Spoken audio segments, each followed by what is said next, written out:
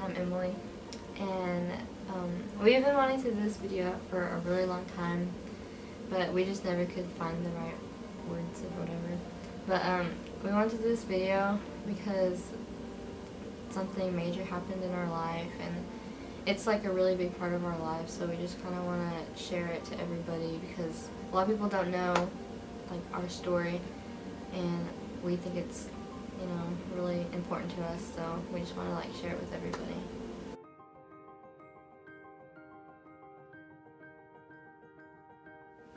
So as most people know, me and my sister Erica, we were adopted when we were 7 months old from Guatemala. But what lots of people don't know is the events that led up to being adopted. So my grandpa was on his deathbed and he was living somewhere, he was living in Arizona, I believe. Yeah, and it was serious, so my mom flew out there to like see what was going on and be there for him.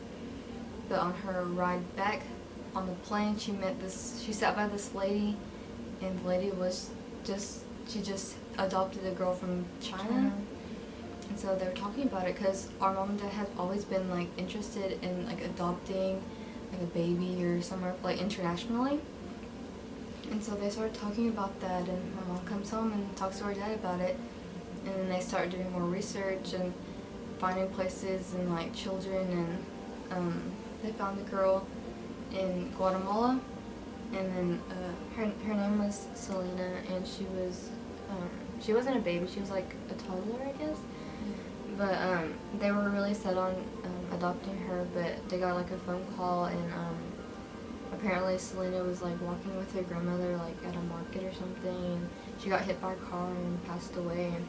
And so my parents were like, you know, really sad by that because they just really wanted to adopt someone, you know, and then something tragic like that happened. But so my parents kept looking, and they found like, I guess, another girl, I think. Yeah, they found another girl, but then they also heard about 2 twins that were being held for adoption or whatever, and so they were kind of interested, but they found out that there was a couple that have been waiting for like 3 years for twin girls, and so my parents, they were kind of like, oh, you know, they wanted us, but they didn't know what was gonna happen. And then I think one day they found out that the couple didn't want us anymore. I guess they changed their mind. So my mom, dad, they're like, oh, okay, like we're gonna get them, you know. So it was like really exciting, and like they got the call that we were theirs, and like that's how it started. We were theirs, and so they took us home, and we arrived on July 24th, 2001. So yeah. Okay. So we're 20 years old now, and we're very thankful for the life we have here, because if we were never adopted, we would have been in Guatemala, and it's like where we were living, it was just like very poor and really dangerous. And also where we're living, it's very hard for some of them to like find jobs and like just make money for their families and for food, and you know, they don't hardly get any luxuries, but they just, you know, just make it. They just get by. Yeah.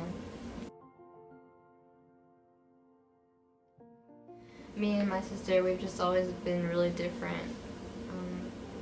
We're really quiet and shy, and you know, it's something we can really help, and people pick on us for it and, you know, make fun of us, but I mean, it's just part of our personalities, you know.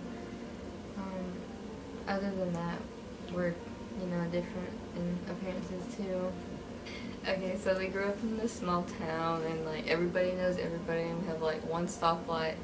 But anyway, so like everybody in this town, like it's most like white people. So like me and Erica, like kind of stand out when we like go to church and we're at school and just like our work. And so we're like, we love our skin tone, but it's kind of hard because we want to see people that look like us too. And I mean, like we're some of the only Guatemalans we know, and it's like, you know, we get mistaken for different ethnicities, and we just want people to know that we're Guatemalan, and like we're happy with that, you know. So I really want to like find out like more about us and like just embrace like what we are and everything. Yeah. And we just something that's just always been missing is just, you know, knowing where we came from and the people who we shared like DNA with, you know. Yeah. And it's like our family's out there somewhere, and we want to get to know them and be able to like have a relationship with them, and one day just be able to be with them and actually, you know, be with them. Yeah. I don't. It's like hard to explain it any other way, but that's just how we feel. Yeah.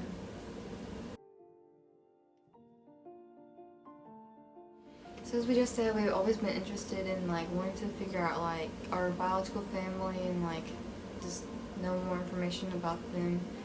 And we have some like a little bit information from like the adoption papers and everything, but it wasn't enough. And Erica's always been a little like more interested than I have, and she's always thought about our birth mother and just our whole family, I guess. It's just like I just remember, you know, getting so sad because like I don't know the woman who gave birth to me or to us. Like I just remember like being outside, like I mean crying on multiple like times, but just being outside looking up in the sky and just like praying, like hoping one day we'll find her, get to meet her, everything. Our other family. Yeah, because we didn't know like if she's still alive, you know, or if, you know, what she's doing if she like doesn't want to see us or meet us.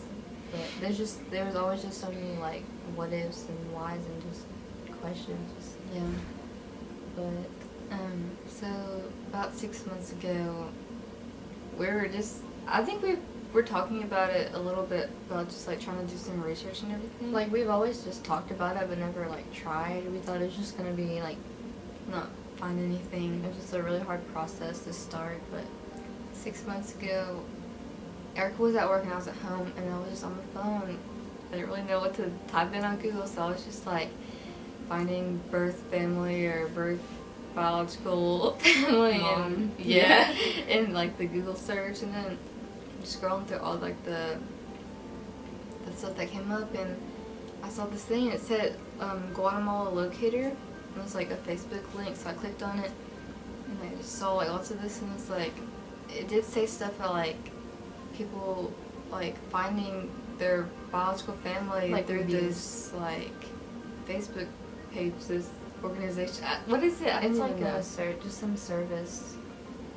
Yeah, and the service is led by this man named Edwin and his wife, or his team.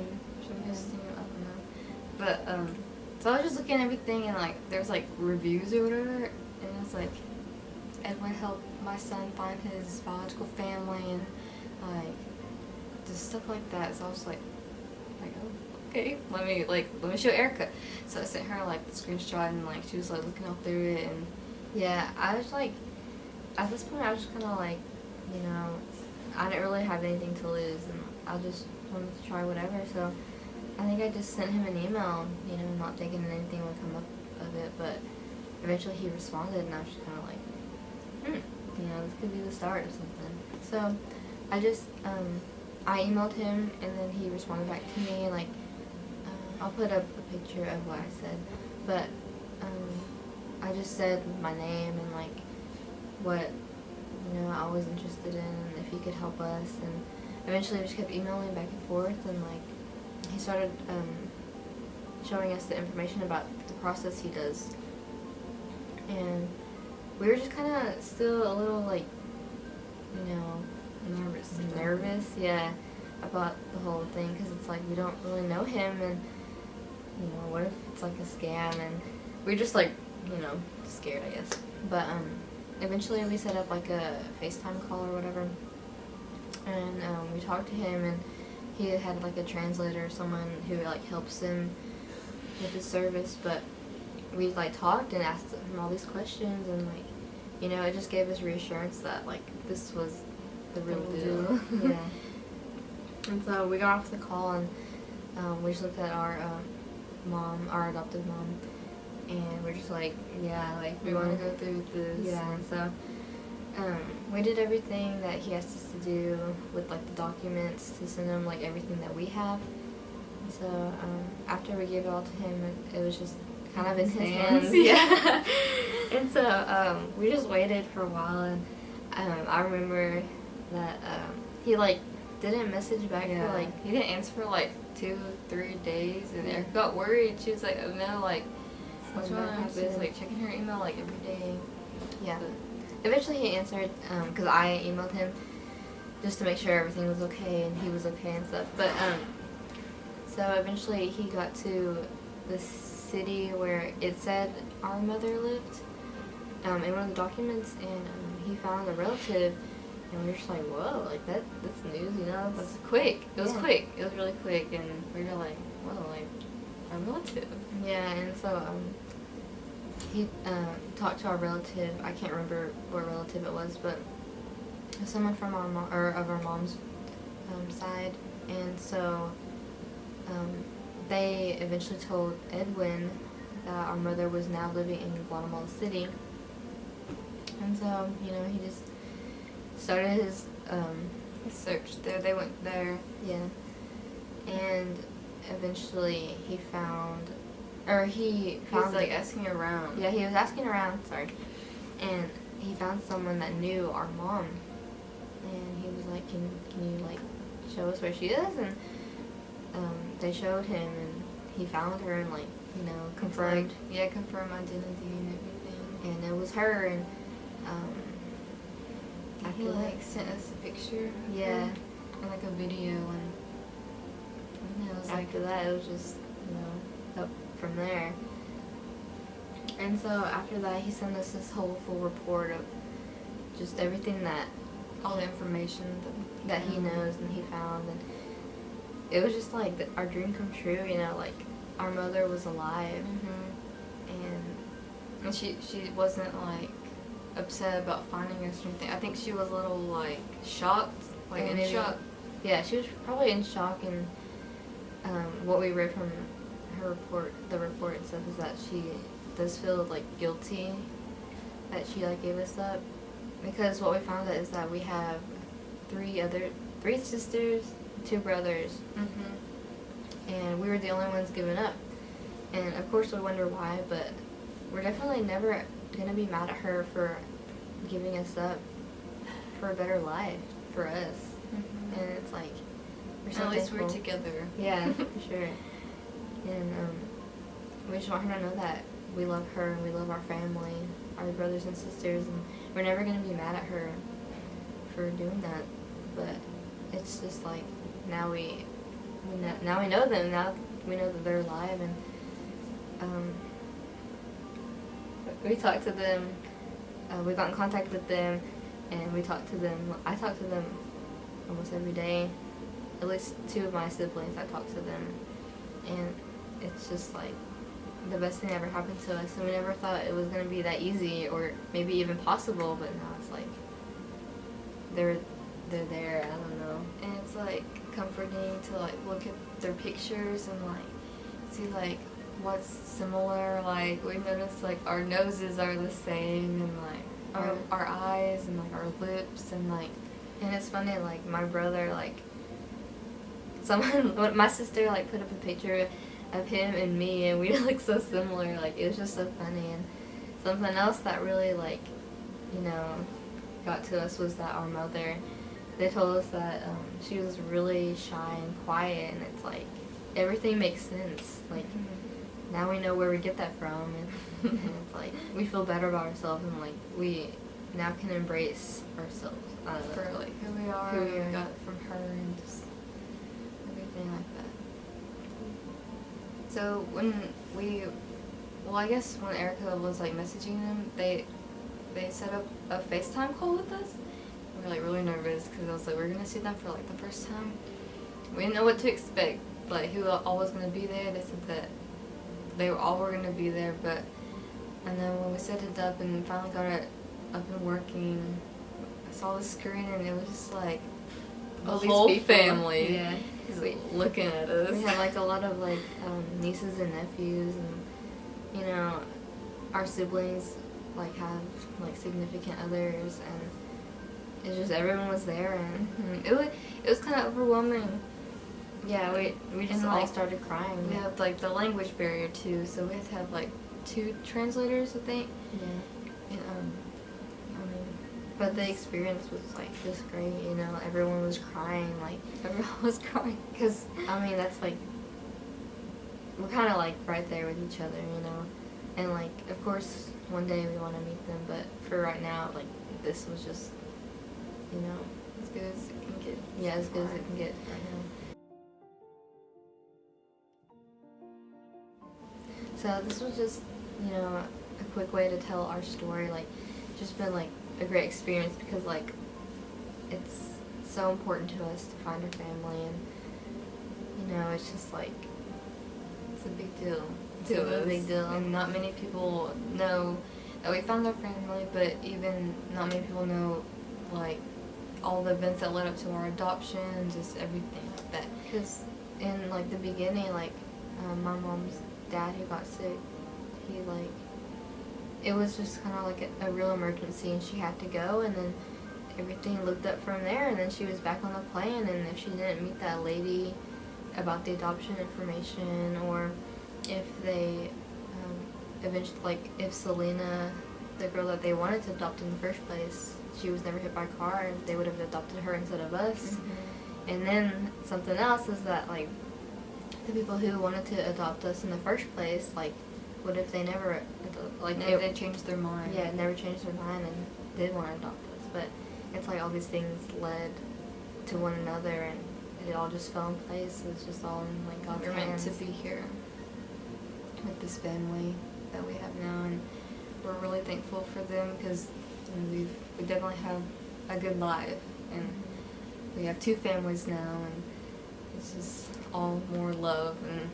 And now it's just like we can look forward and, you know, not have that like missing piece in our hearts. Mhm.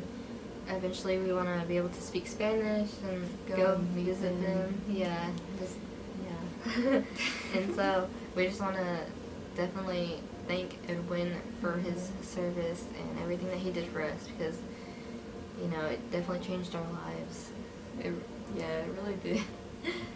So yeah, we just want to thank our family for supporting us, and our friends, and just people around us, you know, for Loving us and helping like give us a good life. But just thank you. Yeah.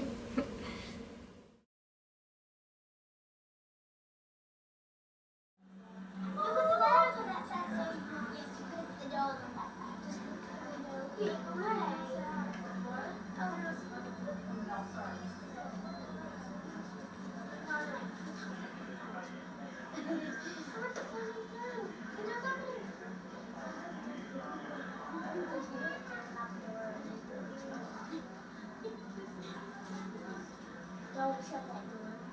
How would you do that?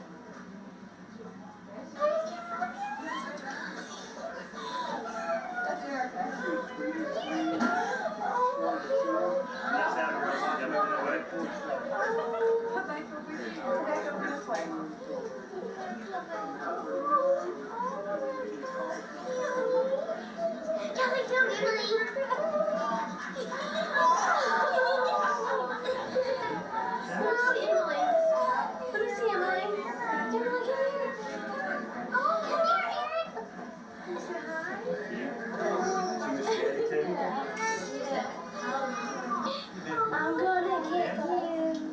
I'm gonna get you. Can you smile? Can you smile? What was that?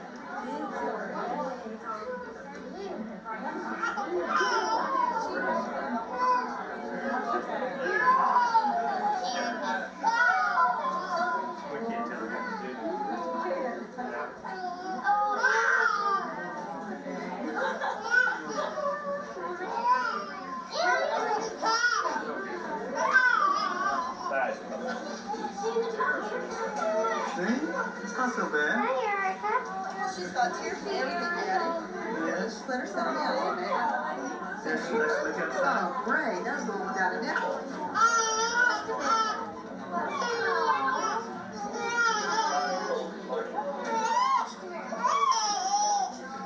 That's it, Ellie. Like your outfit. Oh, look, you're so cute. Yeah. Did you see your cousin listen?